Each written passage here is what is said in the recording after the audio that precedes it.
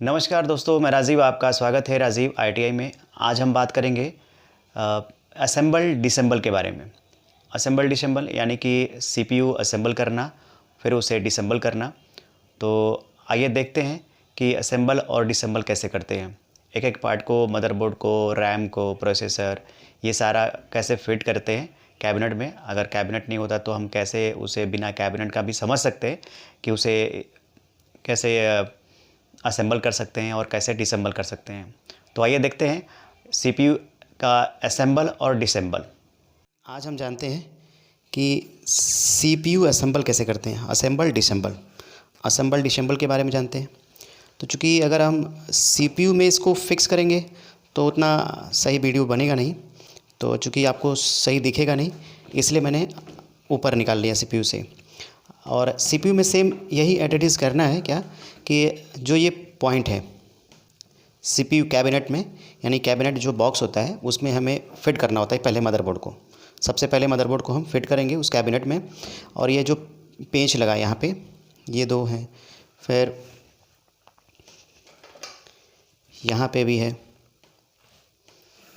यहाँ पे भी लगा है, ठीक है।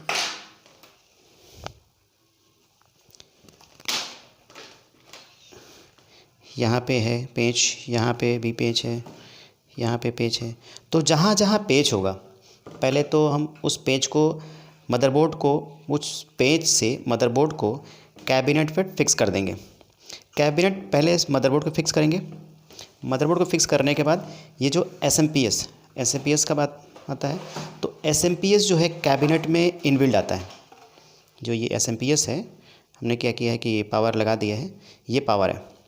तो एस एम पी एस जो है कैबिनेट में यानी सी पी यू में इनबिल्ट आता है। अब इस ये लगा रहेगा पहले से, बस इसको पावर सप्लाई देना है और हमें कनेक्ट करके उसमें कनेक्ट कर देना है। तो पहले तो ये पावर सप्लाई हम दे सकते हैं या नहीं दे सकते हैं, वो हमारे ऊपर डिपेंड कर सकता है। लेकिन पहले कैबिनेट में ये एस एम पी एस लगा होगा। फिर उसके बाद क्या करेंगे कि मदरबोर्ड को फिक्स करेंगे कैबिनेट में। ये सारे पेंच कस देंगे। कसने के बाद, फिक्स करने के बाद हम क्या करेंगे, फिर उसके बाद एक एक करके जब ये फिक्स कर देंगे, तो फिक्स करने के बाद हमें फिर प्रोसेसर लगाना होता है।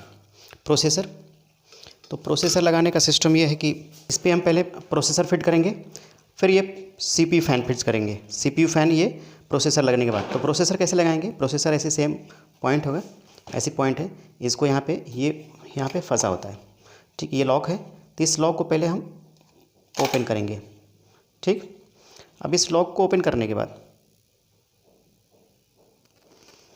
इस लॉक को पहले ओपन करेंगे। फिर लॉक को ओपन करने के बाद इसको सीधा पूरा हटाएंगे और ये हमारा प्रोसेसर रखने के लिए यहाँ पे हम पहले प्रोसेसर फिट करेंगे। और इसमें देखेंगे कि इसमें देखना भी होता है कि ये प्रोसेसर का एक सिरा जो कॉर्नर होता है, उसका पहचान होता है। कॉर्नर पे, इधर कॉर्नर पे मार्क होता, और यही मार्क जो ऐसे सिंबल मार्क होता है, ऐसे कट टाइप का प्रोसेसर पे लगा होगा। तो प्रोसेसर को उसी कट के हिसाब से, यानी पॉइंट के हिसाब पे same point two point match करेंगे और इधर हम ऐसे प्रोसेसर फिट कर देंगे। प्रोसेसर फिट करने के बाद उस पर हीटसिंक पेस्ट लगाएंगे जो प्रोसेसर पे लगता है, हल्का सा पेस्ट उस पर प्रोसेसर पे लगाने के बाद फिर हम क्या करेंगे, इसको ये सीपीयू फ़ैन को हम लगा देंगे। तो प्रोसेसर फिट करेंगे, प्रोसेसर फिट हीट सिंक, ठीक है। और ये तो ऐसे लॉक दिया है, जबकि जब हम प्रोसेसर लगाएंगे तो प्रोसेसर के बाद हीट सिंक लगाएंगे, हीट सिंक के बाद सीपीयू फ़ैन लगाएंगे, ठीक। अब ये जो है, इसके ऊपर इसको लॉक लगाने के बाद, ये लॉक है, तो प्रोसेसर लगाने के बाद जब प्रोसेसर लग जाएगा, फिर हम प्रोसेसर को इसको लॉक कर देंगे। तो ये होने के बाद सीधे इसको ऐसे करके फिर इसे हम लॉक फंसा देंगे। फंसा देने के बाद यहाँ पे प्रोसेसर रहेगा, तो इस पर हम हीटसी लगा देंगे। हीटसी लगाने के बाद ये सीपीयू फ़ैन, ये जो सीपीयू फ़ैन है, इसको हम लगा देंगे ऊपर से, ताकि कूलिंग करता रहेगा। अब इसको लगाने के बाद, अब ये लग गया। फिर हम क्या करेंगे, इस पर रैम कनेक्ट करेंगे। अब इस पर रैम कनेक्ट करेंगे। अब रैम को देख लेंगे कि रैम अपने खांचे पे, अपने पॉइंट पे फिट बैठ रहा है कि नहीं। अगर नहीं फिट बैठेगा तो रैम टूट जाएगा। तो ये फिट नहीं बैठ रहा है, इधर से घुमा दे के ऐसे फिट कर दिया। और जैसे हम इसे प्रेस करेंगे, इसको प्रेस करके दबाना होता है, बैठाना होता है, तो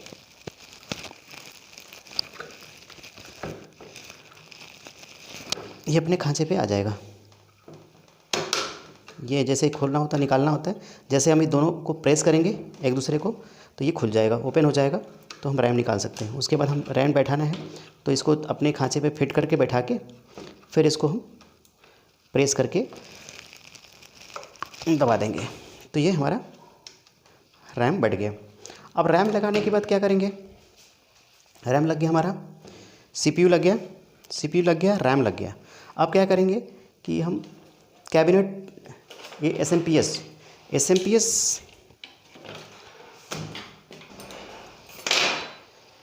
से क्या करेंगे, एसएमपीएस जो हमारा है, ये एसएमपीएस, ये सीपीयू कैबिनेट में लगा रहेगा।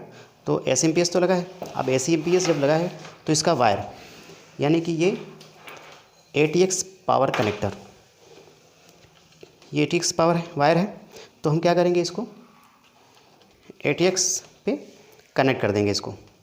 ठीक, अब इधर इसका भी सिस्टम है कि जिधर लॉक होता है, लॉक को लॉक साइड में, यानी ये लॉक है तो ये लॉक है, इस लॉक साइड में इसको भी हम इस साइड रखेंगे। अब पूरा ये एक दूसरे को मैच करके, एक दूसरे को, यानी ये जो है एक दूसरे को मैच करके इसको हम फिक्स कर देंगे। ठीक, मैच हो गया, ये फिक्स हो गया। अब इसको फिक्स कर देंगे, ये फिक्स हो गया। फिक्स करने के बाद अब अगर हमें, अब तो डीवीडी का, सीडी का और हार्ड डिस्क का भी तो कोई वो नहीं है उसके लिए, तो हार्ड डिस्क, अब दूसरा क्या है कि हार्ड डिस्क कनेक्ट करना होता है। तो हार्ड डिस्क को कनेक्ट करेंगे किससे, साटा से, ये है साटा से हार्ड डिस्क कनेक्ट करेंगे, और ये साटा का पावर कनेक्टर है, यानी कि डेटा के लिए हार्ड डिस्क यहाँ कनेक्ट करेंगे साटा पोर्ट पे, और पावर सप्लाई ये साटा, ये हार्ड डिस्क पे हम कनेक्ट कर देंगे। दोनों कनेक्ट हो गया। उसके बाद क्या करेंगे, ये जो वायर है ये हमारा सीपीयू के लिए, सीपीयू को पावर देता है। तो सीपीयू के पावर के पास जो है इसको हम लगा देंगे, ये जो पॉइंट है ये 4 पॉइंट का, तो इसको हम इसमें लगा देंगे। ठीक, लगा दिया इसमें।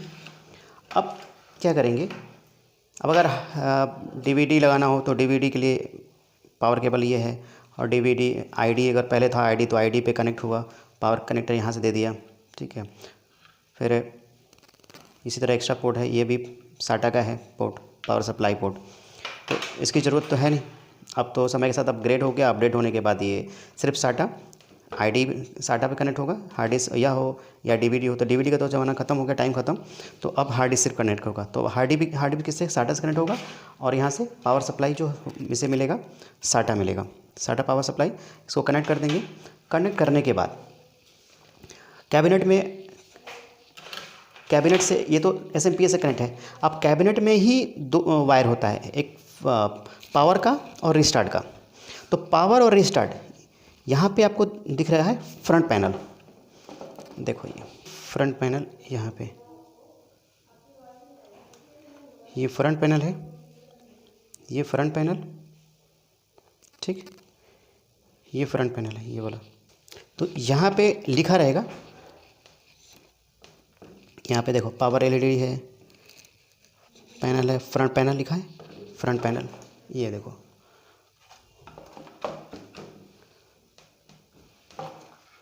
ये दिख रहा है, ये यहाँ पे ये फ्रंट पैनल दिख रहा है, लिखा है। तो यहाँ पे लिखा रहेगा मदरबोर्ड पे फ्रंट पैनल। अब ये जो पिन है, अब इस पे ध्यान देने वाली बात है, जो यहाँ पे पिन है, ये साइड पे, इस साइड पे पिन है, तो एक पहले क्या होगा, पहले पावर, ये दोनों, ठीक है। क्या करेंगे कि ये फ्रंट पैनल है, अब सीपीयू कैबिनेट कैबिनेट में 4 तार लगा होता है, 4 वायर लगा होगा। तो 4 वायर में क्या होगा कि ये फ्रंट पैनल है। अब ये फ्रंट पैनल पे लिखा होगा, आप ध्यान से देखना, आप ध्यान से देखो कि लिखा होगा वहाँ पे फ्रंट पैनल, और फ्रंट पैनल में ये लाइनें लिखी होगी, यहाँ पे भी समझ में आ जाएगा। पिन जो यहाँ पे लगा है, तो एक पिन जो होता है ना खाली होता है, कॉमन होता है। कॉमन जो होता है खाली होता है। जो सटे हुए 2 पिन हैं साइड से, ये पावर के हैं। जस्ट अपोजिट इसके 2 पिन है रीसेट के, और फिर पावर के पीछे जो है पावर एलईडी का है 2 पिन, पावर एलईडी कनेक्ट होगा। और फिर जस्ट अपोजिट साइड में, इस साइड में 2 पिन है, तो इस साइड में एचडीडी एलईडी यानी हार्ड डिस्क की एलईडी जलेगी। फिर इधर पावर की एलईडी जलेगी, इधर पावर बटन होगा, और यहाँ पे रीसेट होगा। तो यहाँ पे आप देखो, यहाँ पे तो दिख जाएगा आपको ध्यान से कि यहाँ पे फ्रंट पैनल लिखा है, और रीसेट, पावर एलईडी और एचडीडी एलईडी यहाँ पे लिखा है। आप चाहो तो देख सकते हो, मैं दिखा दे रहा हूँ, 1 सेकंड होल्ड करो, ध्यान से देखो। फ्रंट पैनल है, पिन यहाँ पे एक कॉमन है, तो आपको दिख जाएगा। ठीक, अब क्या करेंगे कि जो कैबिनेट से 4 वायर जो होगा, एक पावर का होगा, एक रीसेट का, एक एचडीडी एलईडी, एक पावर एलईडी, ये सब 4 वायर को कनेक्ट कर देंगे। कनेक्ट करने के बाद ये कनेक्ट हो गया, रैम कनेक्ट हो गया, एचडीडी हार्ड डिस्क कनेक्ट हो जाएगा, सीपीयू तो कनेक्ट है। ये सारे कनेक्ट होने के बाद, ठीक, अब सारा कनेक्ट हो गया। उसके बाद हम क्या करेंगे, मॉनिटर कनेक्ट कर देंगे। मॉनिटर तो कनेक्ट कर देंगे, तो मॉनिटर के लिए तो हम एक वो चेक कर लेते हैं कि डिस्प्ले आ रहा है या नहीं आ रहा है। तो उसके लिए हम कीबोर्ड लगा देते हैं। ये हमारा कीबोर्ड हो गया, कीबोर्ड हम कनेक्ट करेंगे।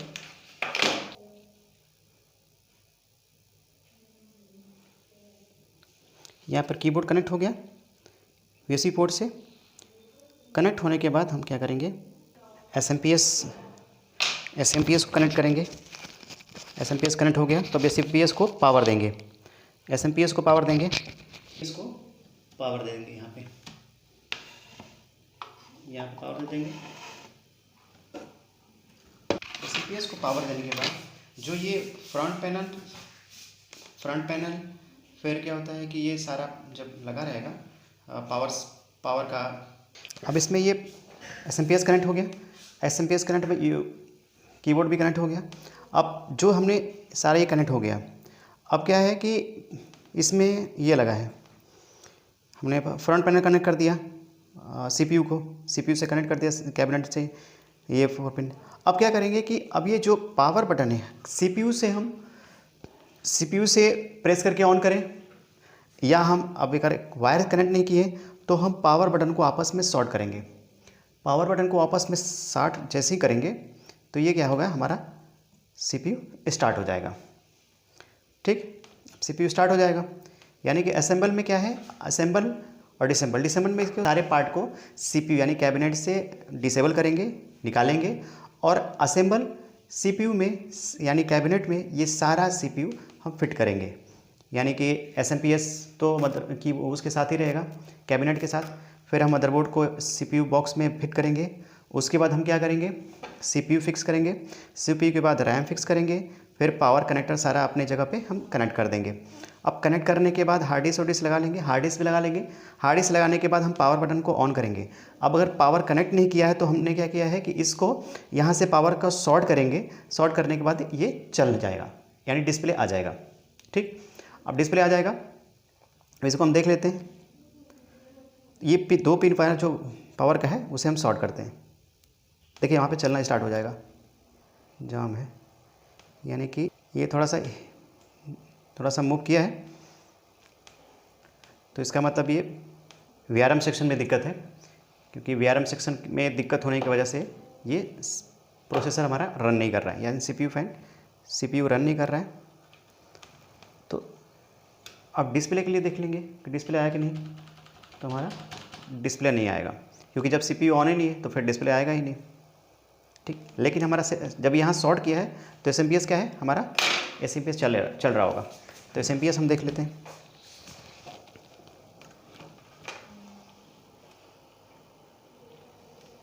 ये हमारा एसएमपीएस रन कर रहा है। यानी ऑन तो हो गया है। अगर हम इसको निकालेंगे तो ये बंद हो जाएगा। ठीक, तो असेंबल डिसेंबल में यही है कि इसको सारे जो पार्ट्स हैं उसको सीपीयू में फ़िक्स करना है और सारा फिक्स करेंगे, और डिसेंबल में सारा ये जो फिक्स किया है उसको हम कैबिनेट से बाहर कर देंगे, निकाल देंगे। तो असेंबल डिसेंबल हो गया। बस यही है कि अब इसमें ये सीपीयू नहीं चल रहा है, तो इसके रीज़न यही है कि वीआरएम सेक्शन में प्रॉब्लम है, यानी इस वीआरएम सेक्शन, आगे वीआरएम सेक्शन के बारे में पढ़ेंगे। तो आज के लिए इतना ही। Thank you for watching.